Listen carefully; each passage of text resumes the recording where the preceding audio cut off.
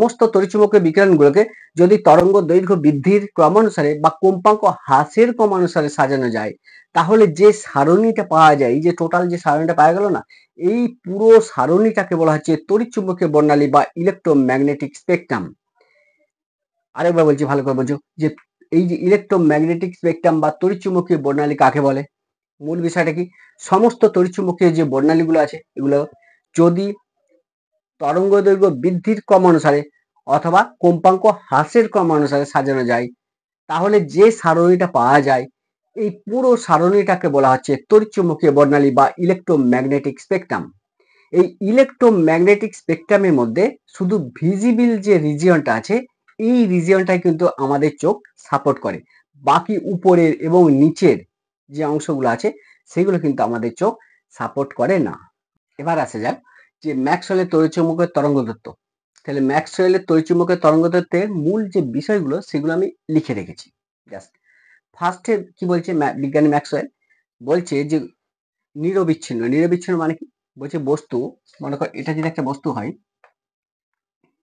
তাহলে বস্তু কর্তৃক শক্তি শোষণ বা বিকিরণ, অর্থাৎ একটা বস্তু যখন শক্তি শোষণ করবে বা একটা বস্তু যখন শক্তি, মনে কর একটা বস্তু শক্তি শোষণ করছে অথবা একটা বস্তু মনে কর শক্তি বিকিরণ করছে, তাহলে বস্তু কর্তৃক শক্তি শোষণ বা বিকিরণ এটা কি হবে না, নিরবিচ্ছিন্ন ভাবে হবে, অর্থাৎ কন্টিনিউয়াস ভাবে হবে। অর্থাৎ কোনো বস্তু যখন শক্তি শোষণ করবে, তাহলে কেমন ভাবে শোষণ করবে, এক নাকারে শোষণ করবে। অর্থাৎ বস্তু কর্তৃক শক্তি শোষণ এক নাকারে হবে। আবার কোনো বস্তু যদি শক্তি বিকিরণ করে, তাহলে সেটা কেমন হবে, সেটাও এক নাকারে হবে। অর্থাৎ বস্তু যখন শক্তি বিকিরণ করবে, একবারে নিরবিচ্ছিন্ন ভাবে, মানে কন্টিনিউয়াস ভাবে বিকিরণ করতেই থাকবে।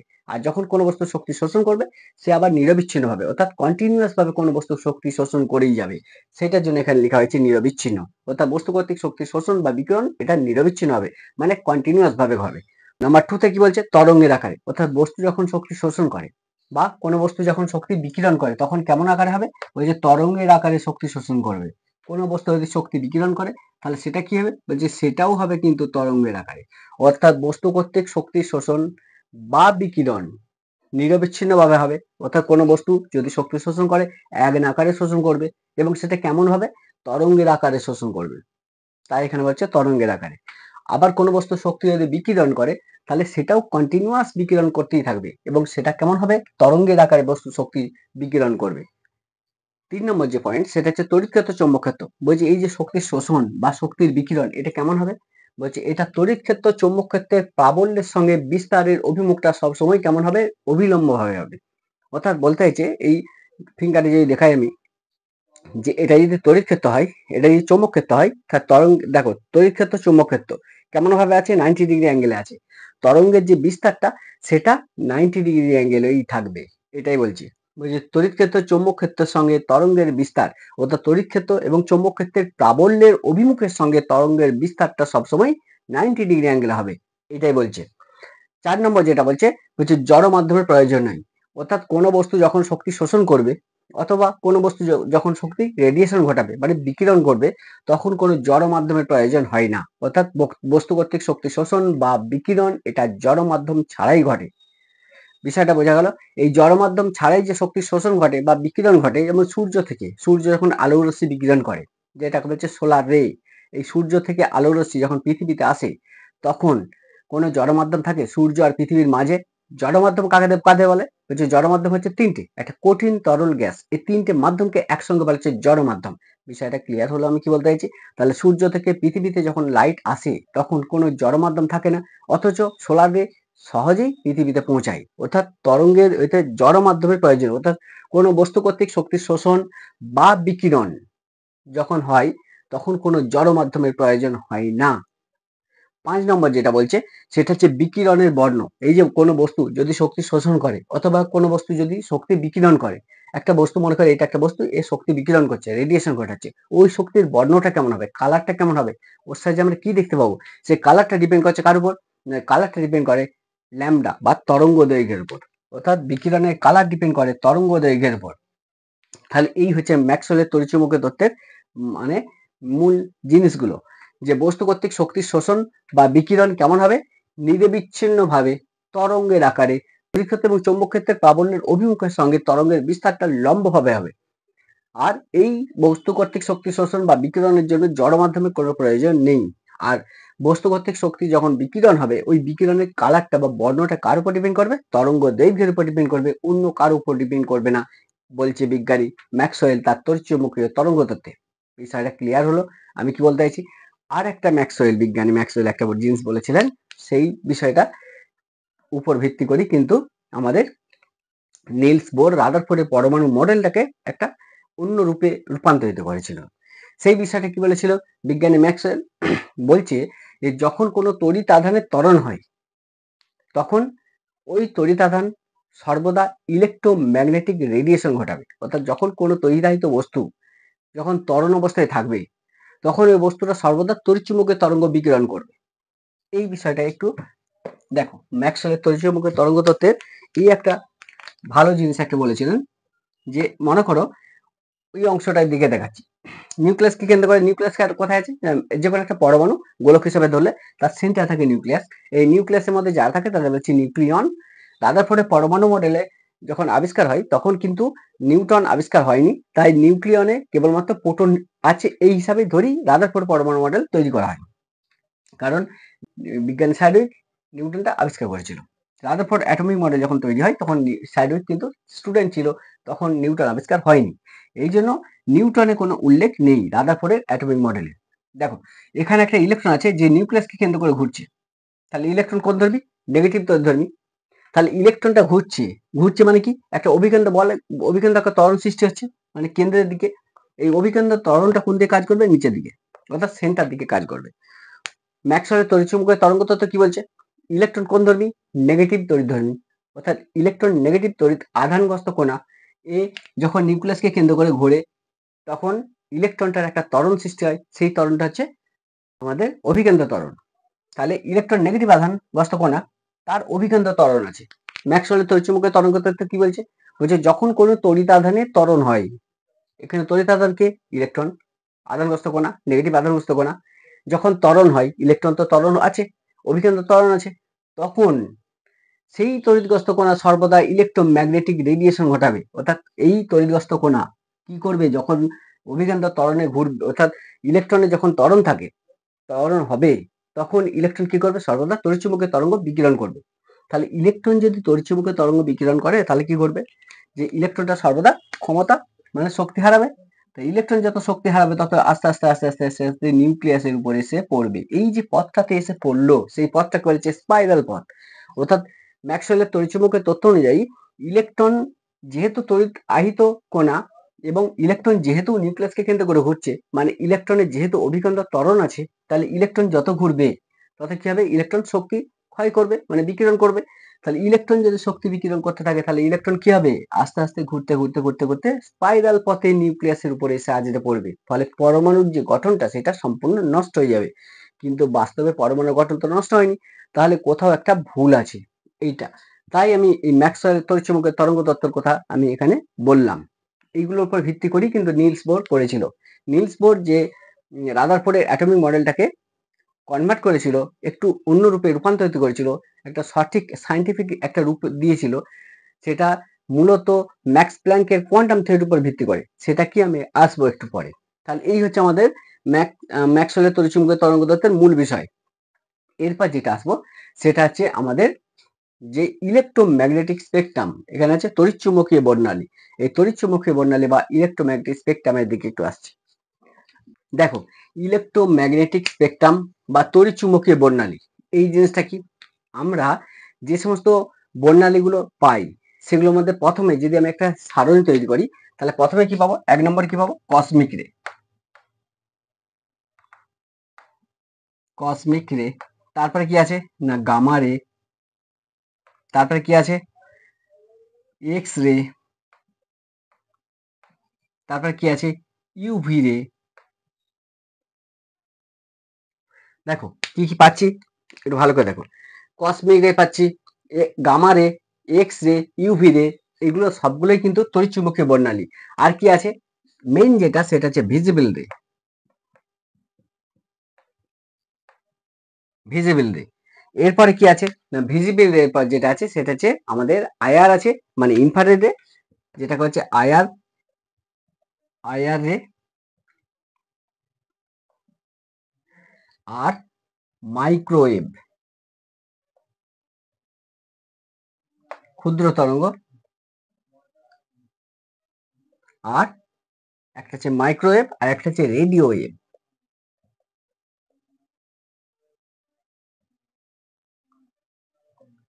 একটা জিনিস তোমরা দেখো ভালো করে, যে এই হচ্ছে আমাদের টোটাল তড়িৎচুম্বকীয় বর্ণালী। এই তড়িৎচুম্বকীয় বর্ণালীগুলো আমি টোটাল সব বর্ণালীগুলো লিখলাম। কতগুলো তড়িৎচুম্বকীয় বর্ণালী আছে টোটাল? একটা, দুটো, তিনটে, চারটে, পাঁচটা, ছটা, সাতটা, আটটা। টোটাল তড়িৎচুম্বকীয় বর্ণালী কতগুলো আছে? আটটা। কি কি আছে? প্রথমটা দেখো কসমিক রে। কসমিক রে বাংলা মানে হচ্ছে মহাজাগতিক রশ্মি, তোমরা জানো আশা করি যে কসমিক রে হচ্ছে মহাজাগতিক রশ্মি। তারপরে কি গামা রে, এক্স রে, ইউভি রে। ইউভি মানে কি? আল্ট্রা ভায়োলেট রে। তারপরে কি আছে? ভিজিবল রে মানে দৃশ্যমান আলো রশ্মি। অর্থাৎ এই ভিজিবল যে রিজিয়নটা আছে না, এই ভিজিবল রিজিয়ন, এই রিজিয়নটা কেবলমাত্র এই রিজিয়নটাতেই আমরা কেবলমাত্র আমাদের চোখ সাপোর্ট করে। তাহলে ভিজিবল যে রে, এই যে রিজিয়নটা, এই রিজিয়নটা কিন্তু আমাদের চোখ সাপোর্ট করে। উপরের অংশ, নিচের অংশ আমাদের চোখ কিন্তু সাপোর্ট করে না। অর্থাৎ এতগুলো আমাদের তড়িৎচুম্বকীয় বর্ণালী আছে, তাদের মধ্যে ভিজিবল রে যে রিজিয়নটা আছে, এই ভিজিবল এই রিজিয়নটা কিন্তু আমাদের চোখ সাপোর্ট করে। এর সাহায্যে আমরা এত সব দেখতে পাই। উপরে এতগুলো রিজিয়ন আছে, এগুলো কিন্তু দেখতে পাই না। যাই হোক, ভিজিবল রিজিয়নের নিচে কি আছে? আয়ার রে। আয়ার রে মানে আমাদের ইনফ্রারেড রে, বাংলায় যাকে বলা হচ্ছে অবলোহিত আলোক রশ্মি। তারপরে আছে মাইক্রোওয়েভ মানে ক্ষুদ্র তরঙ্গ। তারপরে কি আছে? রেডিও ওয়েভ মানে বেতার তরঙ্গ যেটা বলছে। তাহলে এই হচ্ছে আমাদের তড়িৎচুম্বকীয় বর্ণালীর একটা শ্রেণী বা সারণী। কসমিক রে, গামা রে, এক্স রে, ইউভি রে, আল্ট্রাভায়োলেট রে, ভিজিবল রে এর সাহায্যে আমরা দেখতে পাই, এই রিজিয়নটার সাহায্যে আমরা দেখতে পাই। আইআর রে মানে ইনফ্রারেড রে, যেটাকে অবলোহিত আলোক রশ্মি বলছি। আর মাইক্রোওয়েভ মানে ক্ষুদ্র তরঙ্গ। আর একটা হচ্ছে রেডিও ওয়েভ যেটা বলছে বেতার তরঙ্গ। এই যে রশ্মিগুলো আছে, এতগুলো বর্ণালী আছে না, এই বর্ণালীগুলোর মধ্যে কিসের পার্থক্য আছে বলতো? শুধুমাত্র এই বর্ণালীগুলো, এতগুলো বর্ণালীর মধ্যে পার্থক্যটা শুধু মাত্র কম্পাঙ্ক বা ফ্রিকোয়েন্সি আর তরঙ্গ দৈর্ঘ্য। তাহলে এই সবগুলোর মধ্যে পার্থক্যটা কিসের? এই যে নামগুলো চেঞ্জ হচ্ছে, পার্থক্যটা ডিফারেন্সটা কিসে? সবগুলোর কারো কম্পাঙ্ক, তরঙ্গ দৈর্ঘ্য সবার সঙ্গে আলাদা। অর্থাৎ তরঙ্গ দৈর্ঘ্য এবং কম্পাঙ্কের পার্থক্যটা। তাহলে এই হচ্ছে ডিফারেন্স, আর কিছু নাই। ডিফারেন্স হচ্ছে এখন একটা জিনিস, সেটা হচ্ছে যে এই যে বর্ণালীটা আমি লিখলাম, উপর থেকে যদি নিচের দিকে আমি নামি, তাহলে উপর থেকে যত নিচের দিকে নামবো, উপর থেকে নিচের দিকে, তত কি হবে না, এদের তরঙ্গ দৈর্ঘ্যটা আস্তে আস্তে বাড়বে। তাহলে উপর থেকে নিচের দিকে নামলে কি হয় না, তরঙ্গ দৈর্ঘ্যটা আস্তে আস্তে বাড়ে। তাহলে উপর থেকে নিচের দিকে যদি যাই, তাহলে তরঙ্গ দৈর্ঘ্য মানে ল্যামডা বৃদ্ধি পাবে।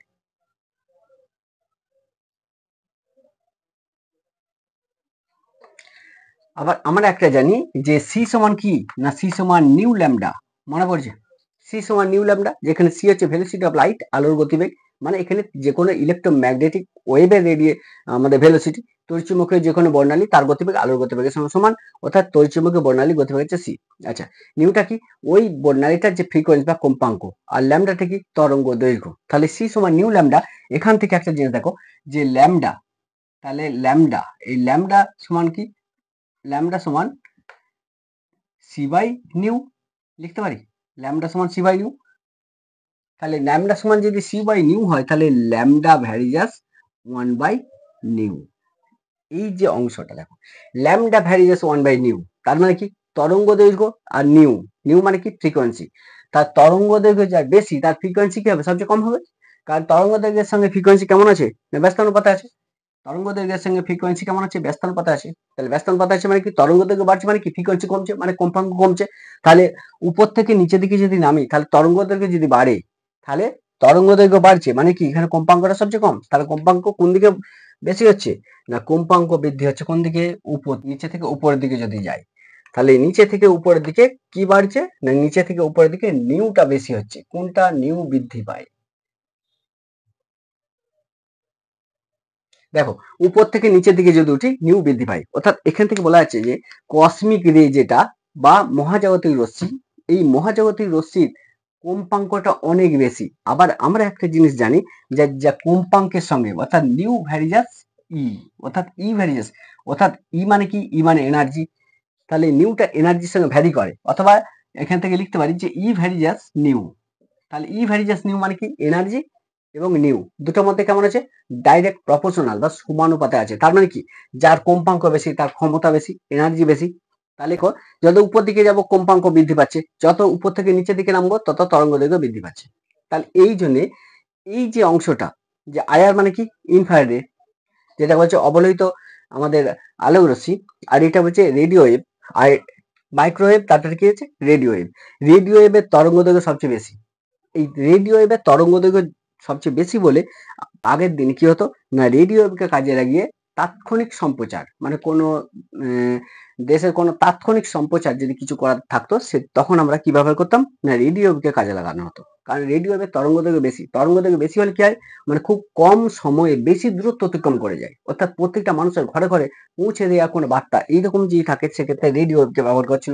কারণটা হচ্ছে তরঙ্গ দৈর্ঘ্য সবচেয়ে বেশি, তরঙ্গ দৈর্ঘ্য যত বেশি হবে তত বেশি কি হবে না, ওই সাউন্ডটা তত দূরত্ব চলে যাবে, মানে খুব কম সময়ে বেশি দূরত্ব অতিক্রম করবে। এই হচ্ছে আমাদের বিষয়টা। এক মিনিট দেখো, আমরা যেটা দেখতে পাই সেটা হচ্ছে ভিজিবল রিজিয়নের মধ্যে যে অংশটা আছে, এই অংশটা আমাদের চোখ সাপোর্ট করে। তাহলে ভিজিবল রে এর মধ্যে যে অংশটা আছে এটা হচ্ছে আমাদের চোখ সাপোর্ট করে। এই ভিজিবল রে এর মধ্যে কি আছে না, ভিপ জিআর আছে, তোমরা জানো ভিপ জি এর মধ্যে কি আছে, V I B G Y O R. দেখো এই যে অংশটা, এই রিজিয়নটার মধ্যে কিন্তু এতগুলো আছে, মানে কোন রিজিয়নটার মধ্যে কথা বলছি, ভিজিবল রিজিয়নের মধ্যে। ভিজিবল মধ্যে কি আছে না, ভিপ জিওর আছে। দেখো ভিপ জিওর মানে কি, ভি মানে কি ভায়োলেন্ট, তারপরে কি আই মানে কি ইন্ডিগো, তারপরে বি মানে কি ব্লু, তারপরে জি মানে কি গ্রিন, ওয়াই মানে কি ইয়েলো, ও মানে কি অরেঞ্জ, আর মানে কি রেড। অর্থাৎ এই অংশটার মধ্যে, এই অংশটার সাহায্যে আমরা এত সব বস্তুকে দেখতে পাই শুধু এই অংশটির মাধ্যমে।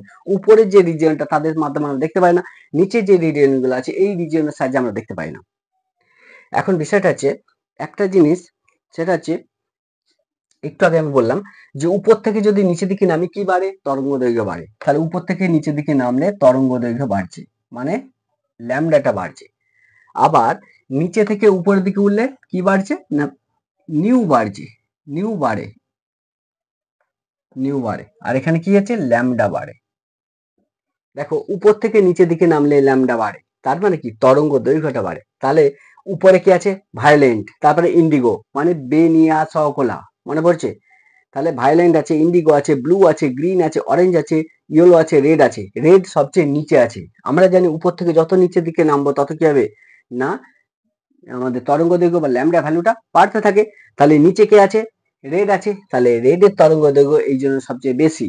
আবার একটা জিনিস দেখো, যার তরঙ্গ দৈর্ঘ্য বেশি তার কম্পাঙ্ক সবচেয়ে কম হবে। এই জন্য দেখা যায় যে রেডের তরঙ্গ দৈর্ঘ্য সবচেয়ে বেশি এবং কম্পাঙ্ক সবচেয়ে কম। আবার ভায়োলেন্টের ক্ষেত্রে যদি যাই, তাহলে ভায়োলেন্টের তরঙ্গ দৈর্ঘ্য সবচেয়ে কম, কারণ ভায়োলেন্ট সবচেয়ে উপরে আছে। উপরে যে থাকে তার ফ্রিকোয়েন্সি বেশি, তরঙ্গ দৈর্ঘ্য কম। তাহলে উপরে আছে যে ভায়োলেন্ট, তাহলে এর কম্পাঙ্ক বেশি মানে নিউটা বেশি, বাট এর তরঙ্গ দৈর্ঘ্য সবচেয়ে কম। এই হচ্ছে বিষয়। তাহলে এই হচ্ছে আমাদের তড়িৎচুম্বকীয় বর্ণালী বা ইলেকট্রোম্যাগনেটিক স্পেকট্রাম। তাহলে এবারে আসা যাক যে তড়িৎচুম্বকীয় বর্ণালী বা ইলেকট্রোম্যাগনেটিক স্পেকট্রাম অ্যাকচুয়ালি কাকে বলে। ডেফিনেশনে যদি আসা যায় তাহলে সেটা একটু দেখা যাক। বলছে সমস্ত তড়িৎচুম্বকীয় যে বিকিরণগুলোকে, দেখো সব তড়িৎচুম্বকীয় বিকিরণগুলোকে আমি এখানে লিখে রেখেছি। কি কি বিকিরণগুলো আছে, কসমিক রে আছে, গামা রে আছে, এক্স রে আছে, ইউভি রে আছে, ভিজিবল রে আছে, আইআর রে আছে, মাইক্রোওয়েভ আছে, রেডিও ওয়েভ আছে। এই সমস্ত তড়িৎচুম্বকীয় বিকিরণগুলোকে যদি তরঙ্গ দৈর্ঘ্য বৃদ্ধির ক্রমানুসারে, মানে দেখো উপর থেকে যত নিচের দিকে নামবে তত তরঙ্গ দৈর্ঘ্য কি হচ্ছে বাড়ছে। তাহলে তরঙ্গ দৈর্ঘ্য বৃদ্ধির ক্রমানুসারে বা কম্পাঙ্ক হ্রাসের ক্রমানুসারে সাজানো যায়, তাহলে যে সারণীটা পাওয়া যায়, এই যে টোটাল যে সারণীটা পাওয়া গেল না, এই পুরো সারণীটাকে বলা হচ্ছে তড়িৎচুম্বকীয় বর্ণালী বা ইলেকট্রোম্যাগনেটিক স্পেকট্রাম। আরেকবার বলছি ভালো করে বোঝো, যে এই যে ইলেকট্রোম্যাগনেটিক স্পেকট্রাম বা তড়িৎচুম্বকীয় বর্ণালী কাকে বলে। মূল বিষয়টা কি, সমস্ত তড়িৎচুম্বকীয় যে বর্ণালীগুলো আছে, এগুলো সমস্ত তড়িৎচুম্বকীয় বর্ণালীগুলোকে যদি তরঙ্গ দৈর্ঘ্য বৃদ্ধির ক্রমানুসারে অথবা কম্পাঙ্ক হ্রাসের ক্রমানুসারে সাজানো যায়, তাহলে যে সারণীটা পাওয়া যায়, এই পুরো সারণীটাকে বলা হচ্ছে তড়িৎচুম্বকীয় বর্ণালী বা ইলেকট্রোম্যাগনেটিক স্পেকট্রাম। এই ইলেকট্রোম্যাগনেটিক স্পেকট্রামের মধ্যে শুধু ভিজিবল যে রিজিয়নটা আছে, এই রিজিয়নটাই কিন্তু আমাদের চোখ সাপোর্ট করে। বাকি উপরের এবং নিচের যে অংশগুলো আছে সেগুলো কিন্তু আমাদের চোখ সাপোর্ট করে না। আর রেড বা লাল এর ক্ষেত্রে কি ল্যামডাটা সবচেয়ে বেশি, কারণ লাল কোথায় আছে, একবারে নিচে আছে। তার লালের কি হচ্ছে, নিচে যত থাকে তত কি হয়, তরঙ্গ দৈর্ঘ্য বাড়ে। লাল যেহেতু নিচে আছে, লালের তরঙ্গ দৈর্ঘ্য সবচেয়ে বেশি, ফ্রিকোয়েন্সি সবচেয়ে কম। ভায়োলেন্ট উপরে আছে, ভায়োলেন্টের কম্পাঙ্ক সবচেয়ে বেশি। আর যার কম্পাঙ্ক বেশি তার তরঙ্গ দৈর্ঘ্য কি হবে, অনেক কম হবে। তাহলে এই হচ্ছে আমার পুরো বিষয়টা, তড়িৎচুম্বকীয় বিকিরণ সংক্রান্ত কয়েকটা রাশি। প্রথম, ম্যাথ করতে গেলে এই রাশিগুলো একটু জানতে হবে, নাহলে কিন্তু অঙ্কগুলো করা যাবে না। তাহলে ফার্স্টে যেটা, সেটা হচ্ছে ম্যাথের জন্যই লাগবে বেশিরভাগ। তরঙ্গ দৈর্ঘ্য কাকে বলে না, পরপর অবস্থিত দুটো তরঙ্গ শীর্ষের মাঝের দূরত্বকে বলা হচ্ছে তরঙ্গ দৈর্ঘ্য। দেখো, যে আমরা একটা জানি যে এটা যদি একটা সার্কেল হয়, তাহলে এই সার্কেলটার উপরের অংশটাকে আমরা কি ধরি, এটা যদি সার্কেল হয় তাহলে এটা দুটো ভাগে ভাগ করো। তরঙ্গ দৈর্ঘ্য কোথা থেকে পাই সেটা একটু দেখে নাও। এটা এটা মানে কি না, বৃত্তের এই অংশটা, অর্থাৎ এইখান থেকে এই অংশটা, এটা হচ্ছে এটা। নিচের অংশটা কোথায় আছে, নিচে। তাহলে উপর দিকটা আমরা কি ধরি, পজিটিভ, ওই জন্য এই প্লাসের দিকটা ধরলাম। আর নিচের দিকটা কি হয়, নেগেটিভ। তাহলে নিচে এই অংশটা কোথায় আছে, নিচে আছে। তাহলে এই অংশটা ওই জন্য এটা, অর্থাৎ এই হচ্ছে একটা তরঙ্গ, একটা পূর্ণ তরঙ্গ। তাহলে এইরকম তরঙ্গ কি হয়, যে কোনো ইলেকট্রোম্যাগনেটিক যে রেডিয়েশন গুলো, সেগুলো তরঙ্গের আকারে হয়। তাহলে এইভাবে কিন্তু যায়। দেখো, এইটাকে হচ্ছে তরঙ্গ শীর্ষ, উপরের গুলোকে বলা হচ্ছে তরঙ্গ শীর্ষ, এইগুলোকে বলা হচ্ছে তরঙ্গ শীর্ষ, আর নিচের গুলোকে বলা হচ্ছে তরঙ্গ পাদ। পরপর দুটো তরঙ্গ শীর্ষ, একটা তরঙ্গ শীর্ষ, একটা তরঙ্গ শীর্ষ, তাহলে পাশাপাশি পাশাপাশি পাশাপাশি বা পরপর পরপর দুটো তরঙ্গ শীর্ষের মাঝে যে ডিস্টেন্স, এইটাকে ল্যামডা দিয়ে ডিনোট করা হয়, এটা হচ্ছে তরঙ্গ দৈর্ঘ্য। তাহলে এটা যদি একটা তরঙ্গ হয় বা ইলেকট্রোম্যাগনেটিক যে ওয়েভ হয়, তাহলে এই তরঙ্গটার উপরের গুলোকে বলছে তরঙ্গ শীর্ষ, তাহলে এটা তরঙ্গ শীর্ষ, নিচেরটাকে বলছে তরঙ্গপাদ। তাহলে তরঙ্গ শীর্ষ, তরঙ্গপাদ, তাহলে দুটো তরঙ্গ শীর্ষ, একটা তরঙ্গ শীর্ষ, একটা তরঙ্গ শীর্ষ, পরপর দুটো, পরপর কিন্তু, তাহলে পরপর দুটো তরঙ্গ শীর্ষের মাঝে দূরত্বটাকে বলছে তরঙ্গ দৈর্ঘ্য। আচ্ছা, তরঙ্গ দৈর্ঘ্য বুঝতেই পারছো যে যেহেতু তরঙ্গ দৈর্ঘ্য মানে কি একটা লেন্থ বা ডিস্টেন্স অ্যাকচুয়ালি, তাহলে তরঙ্গের ক্ষেত্রে কি হবে না, এই ডিস্টেন্সটা অত্যন্ত কম হয়। তাই তরঙ্গ দৈর্ঘ্যের ক্ষেত্রে এই এককগুলো কি হবে না, তরঙ্গ দৈর্ঘ্য একক হচ্ছে অ্যাংস্ট্রম। কি লেখা হয়, অ্যাংস্ট্রম, যেটাকে এ দিয়ে ডিনোট করা হয়, এর মাথায় 0, তাহলে অ্যাংস্ট্রম, অথবা ন্যানোমিটার, যেটাকে এনএম দিয়ে ডিনোট করা হয়। এগুলো হচ্ছে তরঙ্গ দৈর্ঘ্যের আমাদের যেগুলো ছোট, মানে খুব কম মান। আর একটু বড় তরঙ্গ দৈর্ঘ্য হতে পারে, যেমন সেন্টিমিটার হতে পারে, মিটার হতে পারে, এগুলো হতে পারে। তাহলে এগুলো বড়র ক্ষেত্রে, তার তরঙ্গ দৈর্ঘ্য যদি অনেক বড় হয়, সেক্ষেত্রে সেন্টিমিটার, মিটার প্রকাশ করা যেতে পারে। খুব ক্ষুদ্র যদি হয়, সেক্ষেত্রে অ্যাংস্ট্রম অথবা ন্যানোমিটার, এগুলো হচ্ছে তরঙ্গ দৈর্ঘ্যের একক। তাহলে তরঙ্গ দৈর্ঘ্যের একক, তরঙ্গ দৈর্ঘ্য জিনিসটা কি না, পরপর দুটো তরঙ্গ শীর্ষের মাঝের দূরত্বটাকে বলছে তরঙ্গ দৈর্ঘ্য, যেটাকে ল্যামডা দিয়ে ডিনোট করা হয়, এটাকে বলা হচ্ছে ল্যামডা, এটাকে ল্যামডা দিয়ে ডিনোট করা হয়। ওয়াইটাকে উল্টে দেবো যেটা সেটা। আচ্ছা, প্রথম দেখো যে তরঙ্গ দৈর্ঘ্য, যেহেতু এটা লেন্থ, তাহলে দৈর্ঘ্যের একক হবে। দৈর্ঘ্যের ক্ষুদ্রতম এককের মধ্যে কি আছে, অ্যাংস্ট্রম আছে, ন্যানোমিটার আছে। আর বৃহত্তম এককের মধ্যে কি আছে, সেন্টিমিটার আছে, মিটার আছে। তাহলে এগুলো হচ্ছে আমাদের তরঙ্গ দৈর্ঘ্য বা ওয়েভ লেন্থের ইউনিট। এরপরে যেটা আসছে সেটা হচ্ছে কম্পাঙ্ক। দেখো, কম্পাঙ্ক যেটাকে আমরা নিউ দিয়ে ডিনোট করি, তাহলে কম্পাঙ্ক এটাকে কি দিয়ে ডিনোট করা হয়, নিউ, যেটা হচ্ছে ফ্রিকোয়েন্সি। কম্পাঙ্ক এটাকে নিউ দিয়ে ডিনোট করা হয়। তাহলে কম্পাঙ্ক কাকে বলে, বলছে একক সময়ে কোন বিন্দুর মধ্য দিয়ে যতগুলো পূর্ণ তরঙ্গ যেতে পারে তাকে বলেছে ওই তরঙ্গের কম্পাঙ্ক। তাহলে কম্পাঙ্ক বা ফ্রিকোয়েন্সি জিনিসটা কি একটু জাস্ট একটু আলোচনা, যে একক সময় মানে 1 সেকেন্ড হতে পারে, 1 মিনিট হতে পারে, 1 আওয়ার হতে পারে, যাই হোক আমরা 1 সেকেন্ড হিসাবে এখানে সেকেন্ড ধরবো, আর কিছু নাই। তাহলে একক সময়ে মানে 1 সেকেন্ডে কোনো বিন্দুর মধ্য দিয়ে যতগুলো পূর্ণ তরঙ্গ যেতে পারে, সেই সংখ্যাটাকে বলেছে ওই তরঙ্গের কম্পাঙ্ক। মনে করো এটা একটা, আমি যদি বলি একটা পূর্ণ তরঙ্গ মানে একটা সার্কেল, এটাকে যদি আমি তরঙ্গের আকারে প্রকাশ করি, তাহলে উপরেরটার জন্য কি পাবো, এই অংশটার জন্য উপরের অংশ, আর নিচেরটার জন্য কি হবে, নিচের অংশ। তাহলে একটা পূর্ণ তরঙ্গকে আমরা প্রকাশ করি এইভাবে, বুঝতে পারছো। তাহলে এটা হচ্ছে একটা পূর্ণ তরঙ্গ, এটা একটা পূর্ণ তরঙ্গ, এইভাবে প্রকাশ করা হয়। তাহলে একটা বিন্দুর মধ্যে দিয়ে যতগুলো পূর্ণ তরঙ্গ যেতে পারে, মনে করো এখানে একটা বিন্দু আছে, তাহলে এই বিন্দুটার মধ্য দিয়ে, এই বিন্দুটার নাম দিলাম এ, তাহলে এই বিন্দুর মধ্যে দিয়ে কটা পূর্ণ তরঙ্গ আছে, এইটা যদি একটা পূর্ণ তরঙ্গ হয়, তাহলে এটা একটা পূর্ণ তরঙ্গ, এই একটা পূর্ণ তরঙ্গ, এই একটা পূর্ণ তরঙ্গ। তাহলে 1 সেকেন্ডে মানে একক সময়ে একটা বিন্দুর মধ্য দিয়ে যতগুলো পূর্ণ তরঙ্গ যেতে পারে। দেখো 1 সেকেন্ড সময়ে দেখা গেল এই 3টে পূর্ণ তরঙ্গ এর মধ্যে পাস করে গেল, মানে এই বিন্দুর মধ্য দিয়ে চলে গেল। তাহলে এখান থেকে যাত্রা শুরু করেছিল, এইটা এখানে চলে এসছে। তাহলে 1 সেকেন্ড পরে দেখা যাচ্ছে যে একটা বিন্দুর মধ্যে দিয়ে কটা পূর্ণ তরঙ্গ যাচ্ছে, না 3টে। তাহলে একক সময়ে কোন বিন্দুর মধ্যে দিয়ে যতগুলো পূর্ণ তরঙ্গ যেতে পারে তাকে বলা হচ্ছে ফ্রিকোয়েন্সি বা কম্পাঙ্ক। তাহলে একক সময়ে কটাগুলো গেছে, একক সময়ে মনে করে 3টে পূর্ণ তরঙ্গ একক সময় মানে 1 সেকেন্ডে এই বিন্দুর মধ্যে দিয়ে চলে গেছে। তাহলে কম্পাঙ্ক কত? একক সময়ে একটা বিন্দুর মধ্য দিয়ে যতগুলো পূর্ণ তরঙ্গ যেতে পারে, একক সময়ে কতগুলো পূর্ণ তরঙ্গ গেছে, 3টে, একটা দুটো 3টে। তাহলে কম্পাঙ্ক কত? 3। ওই যে কম্পাঙ্ক নিউ, এটা কত হবে এখানে? 3 হবে। মানে একক সময়ে যতগুলো পূর্ণ তরঙ্গ যেতে পারে সেই সংখ্যাটা বলেছে আমাদের নিউ। আবার দেখো একটা পূর্ণ তরঙ্গের দৈর্ঘ্য কত? একটা পূর্ণ তরঙ্গের দৈর্ঘ্য কত? একটি পূর্ণ তরঙ্গ, একটি পূর্ণ তরঙ্গ এটা দৈর্ঘ্য কত লেখা হয়? একটি পূর্ণ তরঙ্গ দৈর্ঘ্য, এটাকে কি দিয়ে ডিনোট করা হয়? ল্যামডা দিয়ে। তাহলে 3টে পূর্ণ তরঙ্গ দৈর্ঘ্য কত হবে? 3টে পূর্ণ তরঙ্গ, তাহলে কত হবে? 3 ল্যামডা। তাহলে একটা পূর্ণ তরঙ্গের দৈর্ঘ্য কত? ল্যামডা। তাহলে 3টে পূর্ণ তরঙ্গের দৈর্ঘ্য কত? 3 ল্যামডা। বিষয়টা বোঝা গেল? তাহলে এখানে নিউ সমান কত? না 3। অর্থাৎ একটা বিন্দুর মধ্যে দিয়ে যতগুলো পূর্ণ তরঙ্গ 1 সেকেন্ডে যেতে পারে সেই সংখ্যাটাকে বলছে আমাদের কম্পাঙ্ক বা ফ্রিকোয়েন্সি। বিষয়টা ক্লিয়ার? তাহলে কটা পূর্ণ তরঙ্গ গেল এই বিন্দুর মধ্যে দিয়ে 1 সেকেন্ডে? 3টে। ওই জন্য নিউ এর মানটা কত হবে? না 3 হবে। কম্পাঙ্কের যে একক সেগুলো কি হয়? না কম্পাঙ্কের ইউনিট যদি বলি তাহলে কম্পাঙ্কের একক হচ্ছে সিপিএস। 1 নম্বর সিপিএস মানে cycle per second, cycle per second যেটা বলছে সিপিএস। আর কম্পাঙ্কের একক কি হতে পারে? না কম্পাঙ্কের একক হয় যেটা, সেটা হচ্ছে হার্জ, এইচজেড। তাহলে কম্পাঙ্কের একক সিপিএস লিখতে পারি অথবা হার্জ লিখতে পারি, এগুলো হচ্ছে কম্পাঙ্কের একক। বিষয়টা ক্লিয়ার হলো আশা করি। আমি কি বললাম? এরপর যেটা আসবো সেটা হচ্ছে তরঙ্গ বেগ। আমরা জানি বেগকে ইংলিশে কি বলা হয়? ভেলোসিটি। মানে দেখো একটু,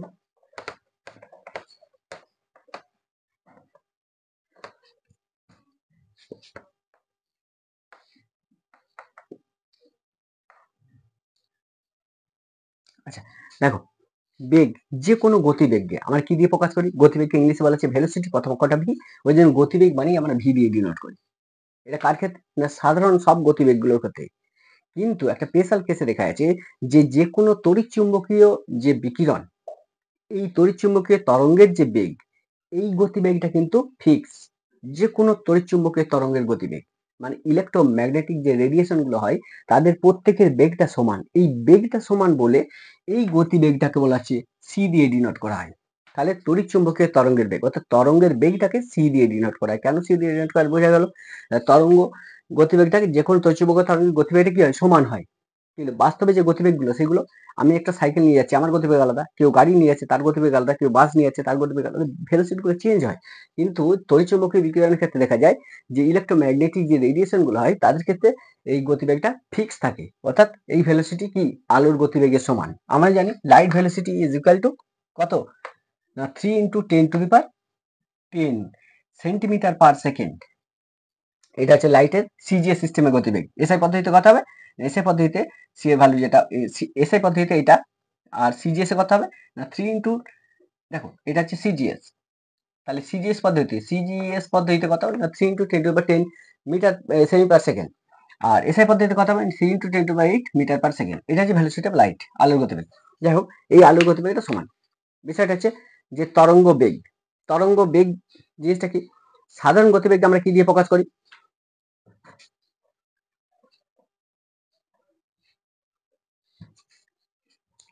দেখো এবার আসছি 3 নম্বর যেটা, সেটা হচ্ছে তরঙ্গ বেগ বা ভেলোসিটি ওয়েভ। তার তরঙ্গ বেগ জিনিসটা কি?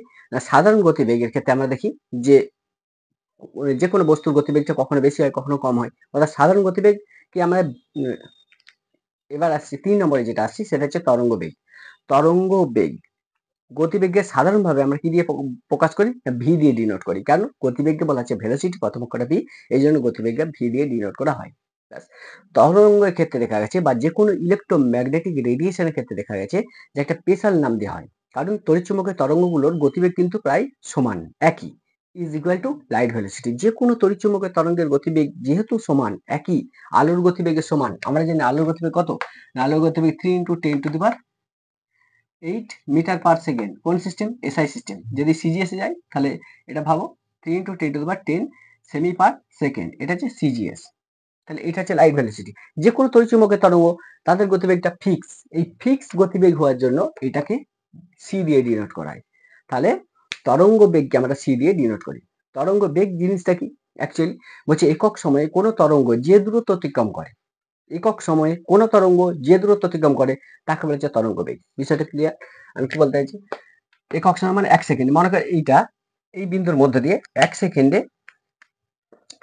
কটা তরঙ্গ যাচ্ছে? 1টা 2টো 3টে পাস করলো 1 সেকেন্ডে।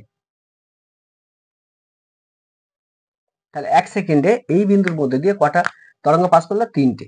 তাহলে এটা হচ্ছে এ বিন্দু। এই এ বিন্দুর মধ্যে দিয়ে 3টে পূর্ণ তরঙ্গ পাস করলো 1 সেকেন্ডে। গতিবেগ কাকে বলে? বলছে একক সময়ে। একক সময় মানে কি? 1 মিনিট হতে পারে, 1 সেকেন্ড হতে পারে, 1 ঘন্টা হতে পারে, যাই হোক একক সময়ে কোনো তরঙ্গ যে দূরত্ব অতিক্রম করে তাকে বলা হচ্ছে ওই তরঙ্গের গতিবেগ। তাহলে একক সময়ে কতগুলো তরঙ্গ গেছে? মনে কর এইটা হচ্ছে 1 সেকেন্ড, 1 সেকেন্ডে কতগুলো তরঙ্গ গেছে? না 3টে তরঙ্গ গেছে। একটা তরঙ্গের দৈর্ঘ্য কত? একটা যদি তরঙ্গ হয় এই তরঙ্গের দৈর্ঘ্যটা কত হয়? একটা তরঙ্গের দৈর্ঘ্য ল্যামডা হয়। তাহলে 3টে তরঙ্গের দৈর্ঘ্য কত হবে? 3 ল্যামডা। তাহলে আমরা লিখতে পারি যে সি এটা সমান কত? একক সময়ে কতগুলো তরঙ্গ গেছে? 3 ল্যামডা। আবার আমরা একটু আগে দেখলাম যে 3টা কি অ্যাকচুয়ালি নিউ, কম্পাঙ্ক হচ্ছে নিউ। তাহলে 3টা যদি নিউ হয় তাহলে আমি লিখতে পারি এটা সমান কত? না 3 এর পরিবর্তে নিউ লিখতে পারি, নিউ ল্যামডা। তাহলে একটা ভালো গুরুত্বপূর্ণ একটা ইকুয়েশন পেলাম, যে ইকুয়েশনটা কিন্তু একটা ভিভিআই ইকুয়েশন। সি সমান নিউ ল্যামডা। কি করে হলো ভালো করে একটু বুঝো। প্রথম দেখো যে এই বিষয়টা একটু বোঝো, কম্পাঙ্ক বা ফ্রিকোয়েন্সি কাকে বলে? বলছে একটা বিন্দুর মধ্য দিয়ে 1 সেকেন্ডে যতগুলো পূর্ণ তরঙ্গ যেতে পারে, একটা বিন্দুর মধ্য দিয়ে 1 সেকেন্ডে যতগুলো পূর্ণ তরঙ্গ যেতে পারে। মনে করো 3টে পূর্ণ তরঙ্গ 1 সেকেন্ডে এই বিন্দুগুলোর মধ্যে দিয়ে পাস করলো। তাহলে এই বিন্দুটার মধ্য দিয়ে 3টে পূর্ণ তরঙ্গ পাস করলো। কটা পূর্ণ তরঙ্গ পাস করলো 1 সেকেন্ডে একটা বিন্দুর মধ্যে? 3টে। তাহলে কম্পাঙ্ক কত হবে? 3। বিষয়টা ক্লিয়ার? এবার 1 সেকেন্ডে যতগুলো পূর্ণ তরঙ্গ পাস করতে পারে সেটা হচ্ছে আমাদের তার কম্পাঙ্ক। 1 সেকেন্ডে কটা পাস করেছে? 3টে। তাহলে কম্পাঙ্ককে আমরা কি দিয়ে ডিনোট করি? নিউ। নিউ সমান কত? না 3। তাহলে নিউ সমান 3 পেলাম। গতিবেগ কাকে বলে? বলছে একক সময়ে, একক সময়ে কোন তরঙ্গ, গতিবেগ কাকে বলে? বলছে একক সময়ে কোন তরঙ্গ যে দূরত্ব অতিক্রম করে। একক সময়ে কোন তরঙ্গ, মনে করো 1 সেকেন্ডে 3টে তরঙ্গ অতিক্রম করলো এই বিন্দুটার মধ্যে দিয়ে। তাহলে একটা তরঙ্গের দৈর্ঘ্য কত? নিউ। একটা তরঙ্গের দৈর্ঘ্য কত? একটা তরঙ্গের দৈর্ঘ্য না ল্যামডা। 3টে তরঙ্গের দৈর্ঘ্য কত? না 3 ল্যামডা। তাহলে 1 সেকেন্ডে কত দূরত্ব অতিক্রম করলো? না 3 ল্যামডা দূরত্ব অতিক্রম করলো। এই 1 সেকেন্ডে যে দূরত্ব অতিক্রম করে সেটাই তো গতিবেগ। দেখো ভালো করে বুঝো কি বলছি। 1 সেকেন্ডে যে দূরত্ব অতিক্রম করে সেটাই গতিবেগ। তাহলে 1 সেকেন্ডে একটা বিন্দুর মধ্যে দিয়ে কটা তরঙ্গ পাস করলো? 3টে তরঙ্গ। একটা তরঙ্গের দৈর্ঘ্য কত? না একটা তরঙ্গের দৈর্ঘ্য হচ্ছে ল্যামডা। 3টে তরঙ্গের দৈর্ঘ্য কত? না 3 ল্যামডা।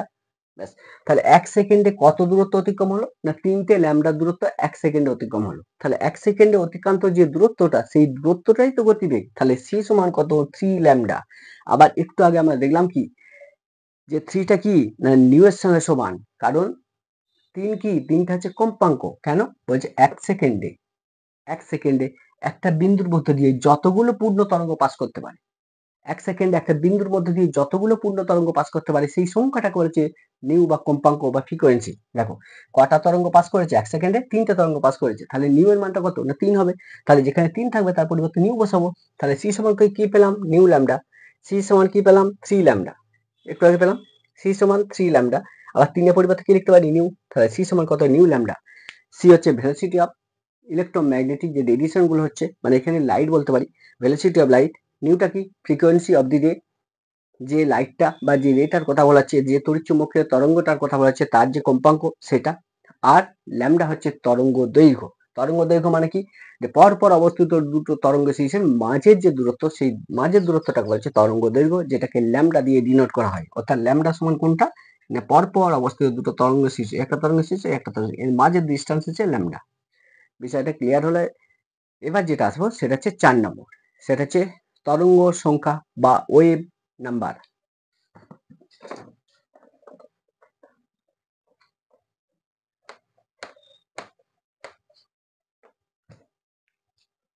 এবার যেটা আসবো সেটা হচ্ছে 4 নম্বর তরঙ্গ সংখ্যা বা ওয়েভ নাম্বার। এই ওয়েভ নাম্বারকে আমরা কি দিয়ে ডিনোট করি, যেটা হচ্ছে তরঙ্গ সংখ্যা, তরঙ্গ সংখ্যা বা ওয়েভ নাম্বার। তাহলে তরঙ্গ সংখ্যা বা ওয়েভ নাম্বার এটাকে আমরা ডিনোট করি যেটা, সেটা হচ্ছে নিউ বার দিয়ে ডিনোট করা। কি দিয়ে ডিনোট করা হয়? নিউ বার। তাহলে এটা হচ্ছে নিউ, উপরে বার চিহ্ন দিয়ে দেবো। তরঙ্গ সংখ্যা বা ওয়েভ নাম্বারকে আমরা নিউ বার দিয়ে ডিনোট করি।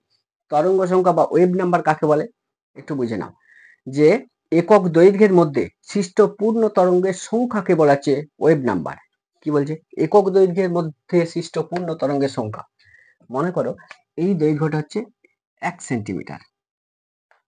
তাহলে 1 সেন্টিমিটারের মধ্যে, একক দৈর্ঘ্যের মধ্যে মানে 1 সেন্টিমিটার হতে পারে, 1 মিটার হতে পারে, ঠিক আছে? তাহলে একক দৈর্ঘ্য আমি ধরলাম যে এটা একক দৈর্ঘ্য, মানে এর দৈর্ঘ্যটা কত? 1 সেন্টিমিটার।